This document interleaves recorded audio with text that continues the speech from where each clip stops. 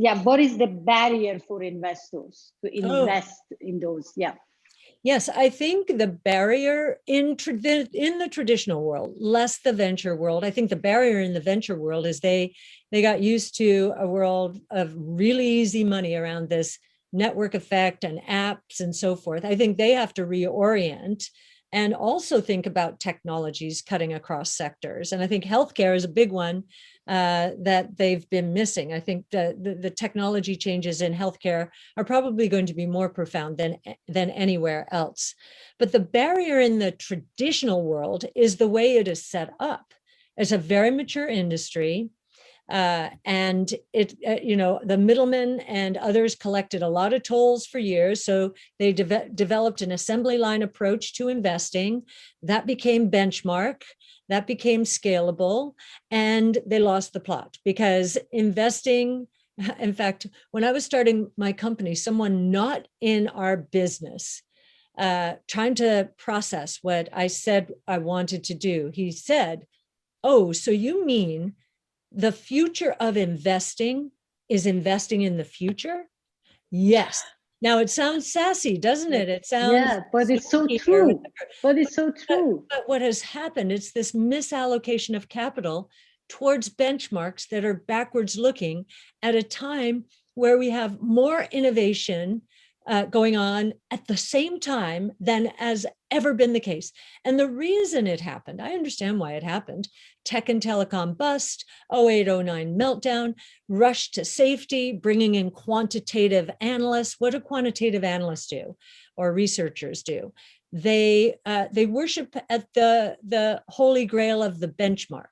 So it's backwards. If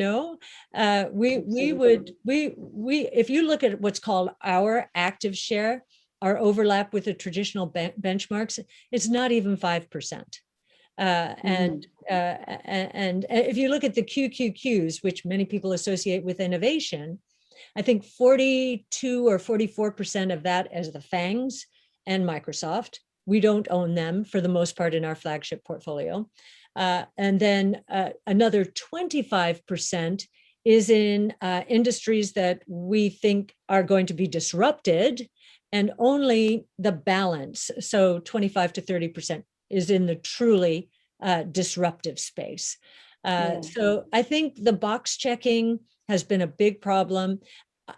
A lot of people, you'll notice this year, have been watching us saying, we are writing for a fall. This is ARC, that we have created a new bubble, that our fate is to implode just like the tech and telecom bubble. And they're kind of rooting for it. And I'm not saying this is in a mean way, but they think there's a bubble out there. I love the fact they think there's a bubble. I think it's fantastic. I love the fact that so many people are worried about a bubble, because that tells me we're not in a bubble, right? And it does tell me when they do their research and look out 5 years, they'll say, oh my gosh, this is a huge opportunity. So I love, as an investor, I love the skepticism. I love the dynamic of this benchmark versus a portfolio of the future.